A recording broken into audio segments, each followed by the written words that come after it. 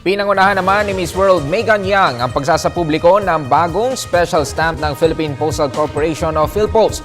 Tampok dito ang ganda ng Pinay na hinahangaan ng buong mundo. Narating ulat ni Noel Perfecto.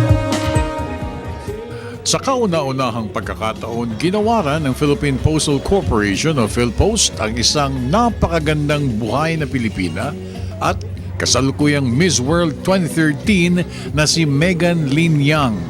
Sa isang simpleng post office building, mismong si Postmaster General Josie de la Cruz kasama ang Chairman of the Board Cesar Sarino na pinapurihan ng ahensya at inilagay pa sa PhilPost stamps ang kagandahan ng isang katulad ni Megan na lalo pang nangibabaw sa kagandahan nang mailagay na ang kanyang kakaibang ganda sa selyo.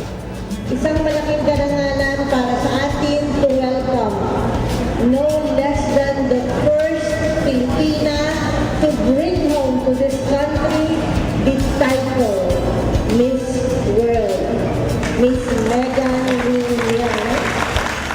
Hindi naman matapatan ng kasiyahan ng pinakamagandang dilag sa buong mundo sa sobrang papurit katanyagang natamo nito sa ahensya, lalo na nang magpalabas ng 80,000 kopya ng Megan Yang stamps simula pa noong Pebrero ng taong kasalukuyan. I'm probably one of the very few people alive to be receiving this. So it is indeed a very great honor. It's a pride, it's a big pride for me. Maraming salamat po. Isa po itong life moment for me. I don't think I would have ever imagined to be Miss World, and at the same time, I don't think I would have ever imagined to be on a stamp going through the postal office. At matutuwa po ang lolo at lola ko dahil stamp collectors po na sila.